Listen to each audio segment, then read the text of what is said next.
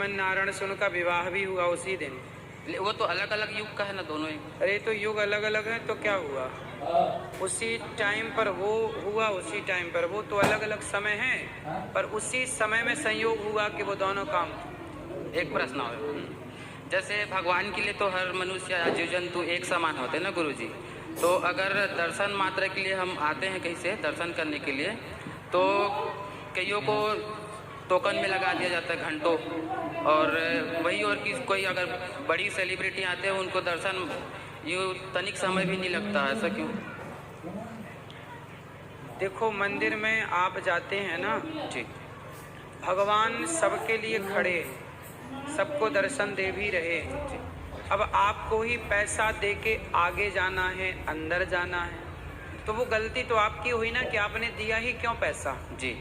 आप क्यों पैसा दे रहे हैं, लेने वाले की गलती कम है जी। देने वाले की गलती ज़्यादा है। जी गुरु। जब आप देना ही बंद कर देंगे तो सबके लिए भगवान सुलभ है। जी। है ना, वो तो वीआईपी कल्चर लोगों ने खुद बनाया है। ठीक है, उनको जल्दी रहती है कि भाई पैसे। बोलो बाके बिहारी लाल की। जय श्रीमन नारायण गुरुदेव जी। पहले तो इतनी सारी सेवाएं हम लोग यहाँ पे देख सकते हैं, उसके लिए आपका बहुत बहुत धन्यवाद।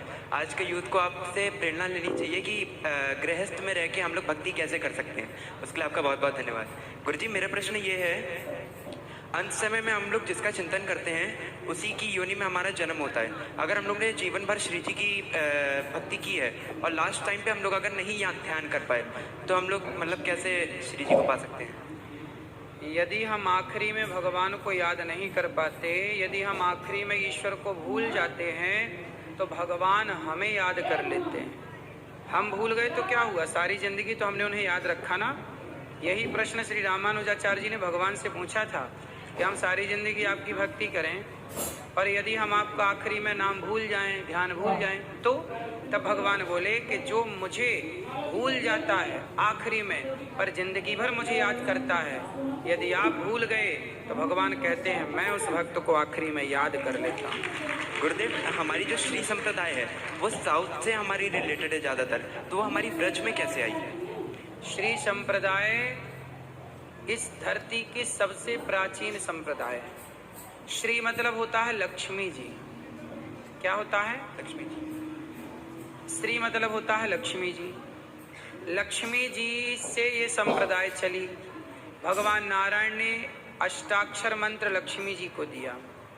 हुआ ये कि ये पूरे भारत के कोने कोने में व्याप्त थी, पर हुआ क्या कि अंग्रेज आए, मुगल आए, तो उत्तर भारत को ज़्यादा नुकसान पहुंचाया। तो यहाँ के मंदिर, यहाँ की परंपराओं को उन्होंने ज़्यादा तोड़ा, लेकिन दक्षिण तक वो पहुंच नहीं पाए। तो दक्षिण के मंदिर और दक्षिण की परंपराएं आज भी सुरक्षित हैं, जबकि उत्तर की परंपराओं को, उत्तर के मंदिर को, उत्तर भारत के मंदिर को अंग्रेजों मुगलों ने तोड़े, नाश किया। इसलिए यहाँ पर वो कम दिखाई पड़ती है, दक्षिण तक पहुँचे नहीं तो वो वहाँ पर। तो आज भी श्री संप्रदाय समूचे विश्व में आज भी है, कहीं कम कहीं ज़्यादा। नारद जी क्या जपते हैं? श्रीमन नारायण श्रीमन नारायण। तो श्री संप्रदाय के आचार्य नारद जी भी हैं, लक्ष्मी जी तो मुख्य आचार्य हैं। और राम जी किसकी पूजा करते हैं? दशरथ जी किसकी पूजा? जो तिरुपति वाला जी, जो रंगम है ना, रंगनाथ जी, वो रंगनाथ जी पहले अयोध्या में ही विराजते थे। फिर रंगनाथ जी अयोध्या से श्रीरंगम पहुँचे, तो वो पहले यहीं थे अयोध्या में, उत्तर भारत में, फिर वो वहाँ चले गए। गुरुदेव एक मंत्र है, लक्ष्मीनाथ समारंभ नाथयात्मति मध्यमा अस्मदाचार्य पर्यंतम वंदे गुरु परंपरा, इसका अर्थ क्या होगा? लक्ष्मीनाथ मतलब ये परंपरा का परिचय है कि हमारी परंपरा स्टार्ट कहाँ से हुई, तो लक्ष्मीनाथ। लक्ष्मी के नाथ मतलब भगवान श्रीमन नारायण ने मंत्र दिया लक्ष्मी जी को, तो लक्ष्मी जी के वो हो गए नाथ। तो हमारे नाथ हैं भगवान श्रीमन नारायण, जगन्नाथ जी, रंगनाथ जी। तो वो लक्ष्मी से स्टार्ट हुई, इसलिए पहला नाम है लक्ष्मीनाथ। समारंभाम यहाँ से स्टार्ट हुई, नाथ यामुन, फिर यामुनाचार्य जी मध्यमाम, फिर मध्य में कलयुग के मध्य में, इस आज के 5000 साल के मध्य में लक्ष्मीनाथ समारंभम नाथ यामुन, यामुनाचार्य जी हुए हैं। कौन कौन से आचार्य हुए हैं? यामुनाचार्य जी। यमुना मैया की कृपा से वो हुए थे, इसलिए उनका नाम पड़ा यामुनाचार्य।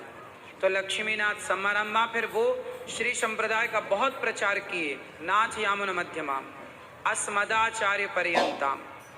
ऐसे हमारे सभी आचार्य, जिसमें रामानुजाचार्य जी और सभी आचार्य समाहित हैं, उस श्री संप्रदाय की परंपरा को वंदे